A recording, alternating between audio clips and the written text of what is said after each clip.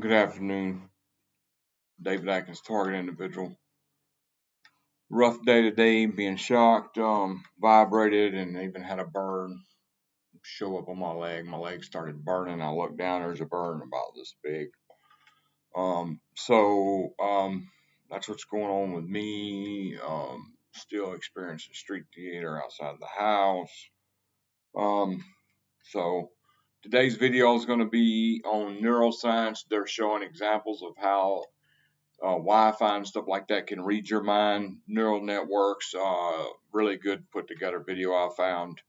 So I didn't have to put much of it together myself, but I felt important to share this. This has got news thing on news report on V2K, news report on mind reading things, and you got to understand when they talk about it on the news. Oh, they've had that for years, and they're just now releasing it. They're just, they stay 50 years ahead of us. So if they're releasing it, they've had it for 50 years or more. So, but they're just now deciding to release it because they're feeling like it's acceptable. So I'm going to share a Bible verse and then I'm going to start the video. And if it helps, please hit the like button. So it says, I know what it's like to have little. I know what it's like to have plenty. In any and all circumstances, I have learned the secret of being well fed and of going hungry, and having plenty and of being in need. Lord knows us TIs have learned what it's like to have plenty and then be in need. And I'm trying to be content in all circumstances, because that's really the only thing you can. Not content, but positive in all circumstances, because it's easy to get on that pity party and, well, that's what they want you to do. They want to make you negative.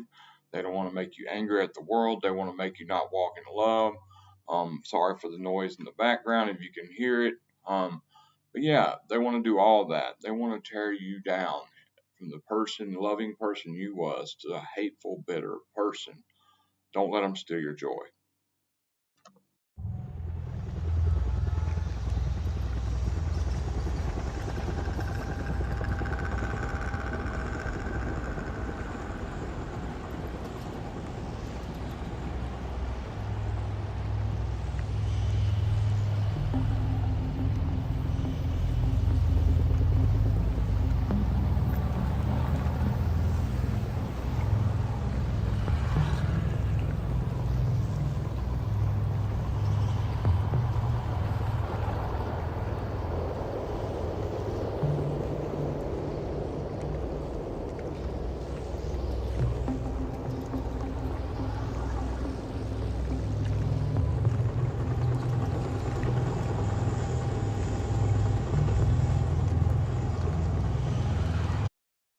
This work showcases a neural network that measures how the Wi-Fi radio signals bounce around in the room and reflect off of the human body, and from these murky waves, it estimates where we are.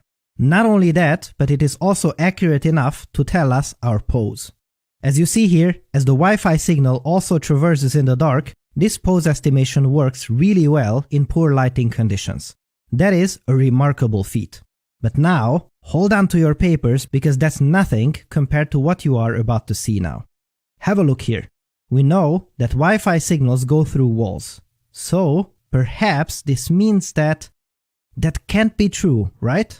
It tracks the pose of this human as he enters the room, and now, as he disappears, look, the algorithm still knows where he is. That's right, this means that it can also detect our pose through walls. What kind of wizardry is that? Now, note that this technique doesn't look at the video feed we are now looking at. It is there for us for visual reference. It is also quite remarkable that the signal being sent out is 1,000 times weaker than an actual Wi-Fi signal, and it can also detect multiple humans.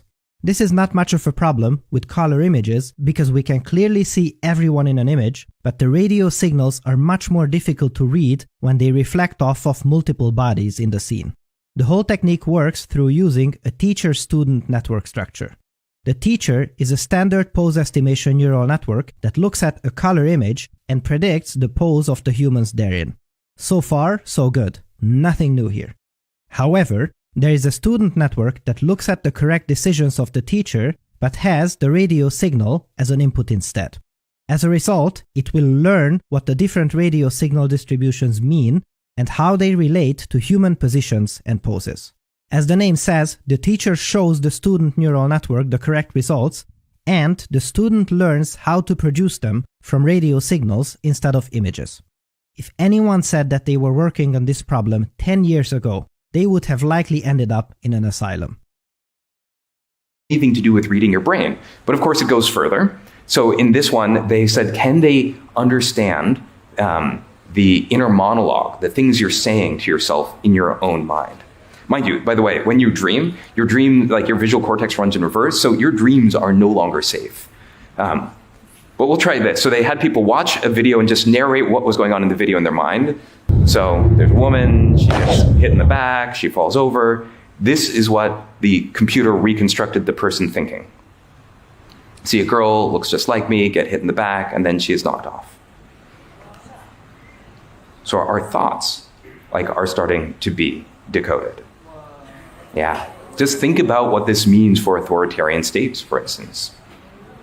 Or if you want to generate images that maximally activate your pleasure sensor, anything else. Okay, but let's keep going, right? To really get the sense of the combinatorics of this. How about, can we go from Wi-Fi radio signals, sort of like the Wi-Fi routers in your house, they're bouncing off radio signals that work sort of like sonar. Can you go from that to where human beings are, to images? So what they did is they had a camera looking at a space with people in it. That's sort of like coming in from one eye. The other eye is the radio signals, so sonar from the Wi-Fi router. And they just learned to predict, this is where the human beings are. Then they took away the camera. So all the AI had was the language of radio signals bouncing around a room. And this is what they're able to reconstruct. Real-time 3D pose estimation, right? So suddenly AI has turned every Wi-Fi router into a camera that can work in the dark, specially tuned for tracking living beings.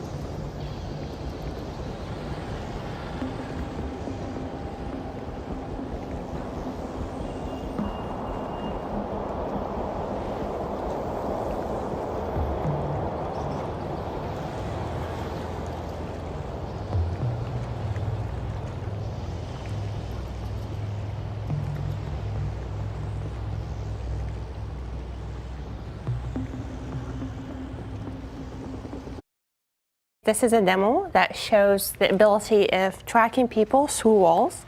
Dina Katabi is the professor leading the project, dubbed Emerald, which, as PhD student Chin Yu demonstrates, is a wireless technology that captures motion in real time and regardless of obstruction. This red dot is Chin Yu moving. So Chin's not wearing anything special. It's just picking up his movement through the wall. Yeah, no cell phone, no pendant, no sensor. It's purely based on wireless signals reflects off our body and comes back to the device. What was the inception for this? So, we work on wireless networks. The question was, can you use wireless networks or Wi-Fi for purposes other than communications? Can you sense the environment with it? The low-frequency wireless signals not only detect Chin Yu's position in the room, but his elevation from the floor. Do you want the red dot to fall? Yeah, let's see the red dot fall. Okay. Researchers hope this can better protect seniors at risk of falling. Hospitals each year at a cost of $34 billion. And when it detects a fall, it sends an SMS message to the caregiver. And that's just scratching the surface of Emerald's capability. With Chin seated, Emerald homes in on his vitals. Respiration and heart rate are read without wires. being able to get the breathing and heart rate in such cluttered environment with people around, that was an aha moment for us. Wow, is it that sensitive?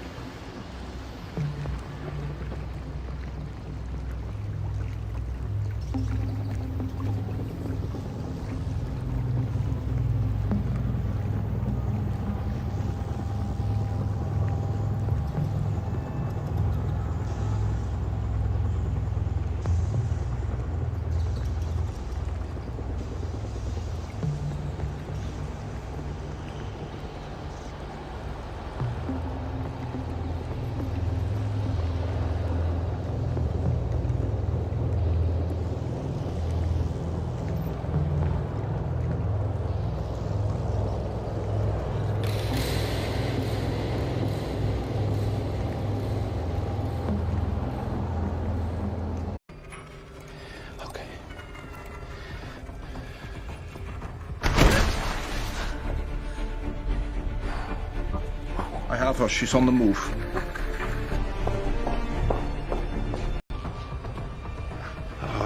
There.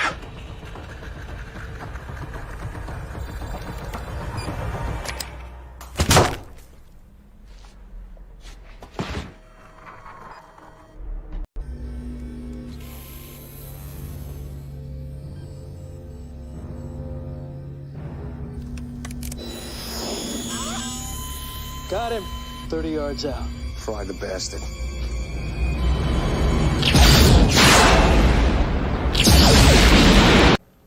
Structures. But the critical thing is, we can still do it with something else. There's more and more evidence that small, weak forces can influence brain activity and alter consciousness. And we're about ready to go into this environment. It's called the communication age. Right now you're being inundated with all kinds of communication patterns, which if they're pulsed just right, well, I'll show you what they can do. The effectiveness and consequences of electromagnetic interactions with cells are functions of the complexity of the temporal structure of the fields. Remember, the brain works by chemistry, but it also works on the other side of the coin by electromagnetic patterns, right? Brain waves. If you apply an appropriate temporal pattern, it's equivalent to the molecular structure of the compound. So,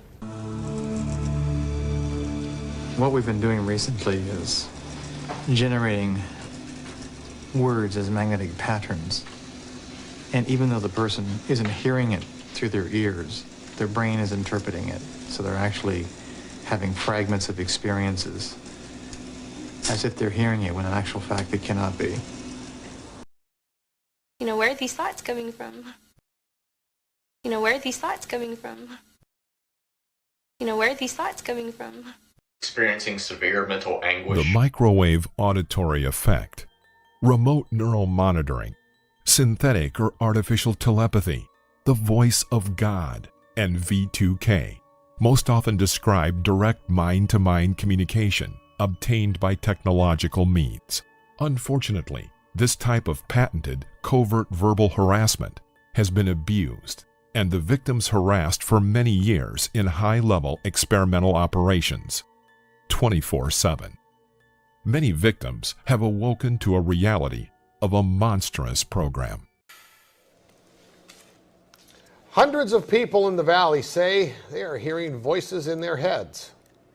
And those voices are being transmitted by microwave or other methods. Well, several viewers asked us to investigate what they call electronic harassment. KMIR 6's Angela Monroe joins us now with what she's discovered. Angela. Electronic harassment, synthetic telepathy, voice-to-skull technology. Chances are you haven't heard of these terms, but after searching the internet, I found dozens of websites dedicated to the phenomenon and several Valley residents who say they're victims. How much more can you invade me than to go into my brain? It sounds like somebody else is reading the book, only it's thoughts. We're not having a group hallucination. This is actually something that's happening. These men all live in the area, didn't know each other before the voices started, and say someone is playing mind games with them. Mostly it's a lot of derogatory comments about whatever you're thinking about. Only time I ever had a whole sentence, he said, "This is not about you, which just frosted me. If it's not about me, what the hell am I going through all this for? Kevin Bond says he used to have a normal life. I was living in the San Diego area, I was clerking for a federal judge, and I noticed that I was being followed by a whole bunch of people. According to the websites, what Bond is describing is called gang stalking. He moved to Palm Springs to escape. I started hearing, as you'll hear, hearing voices and what they'll call voice to skull or microwave hearing. Bob Stansfield says his experience was similar and started a decade ago. They were active in following me around here, and I started hearing the voices a little bit after the vehicular stalking. Randall Ringer says the voices started when he was undergoing chemotherapy. The first thing that was said was Randall Ringer.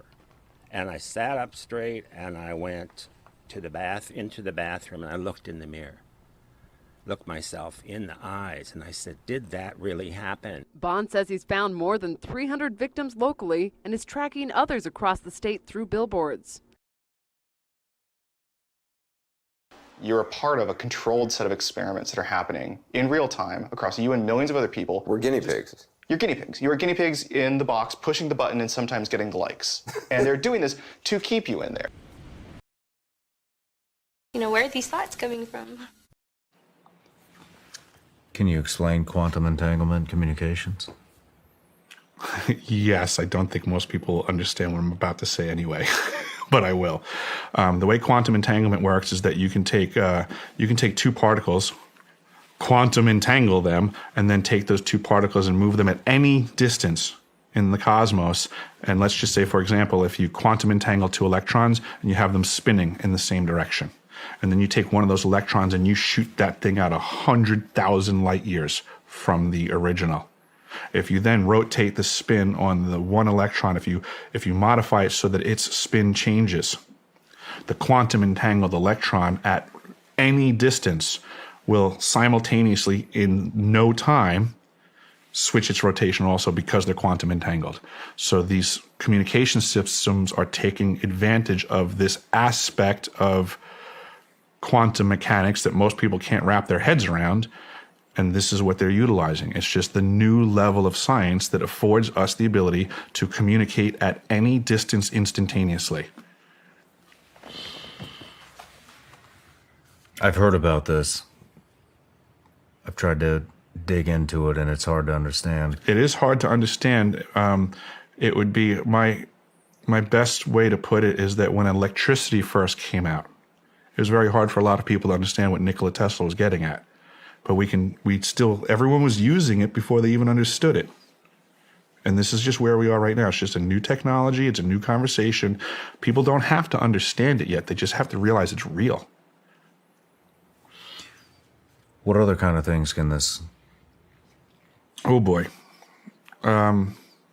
Voice to skull technology. This is also in the foray of directed energy weapons. What is that? The ability to, let's just say, throw your voice into your head, or my voice into my head, or allowing algorithms that now they can blanket a whole geographical area and they can make everybody change their thoughts. They can, I use the term intrusive thoughts. Back to that fork in the road analogy. If you find yourself where you have to make a decision about something, next thing you know, you catch yourself kind of having an argument in your head with your own voices. Well, the ability to add another one of your voices in there, but have it controlled by somebody else's microphone, so to say, is a very powerful tool. And I think this is a weapon of war that we are seeing happen to everyone around us.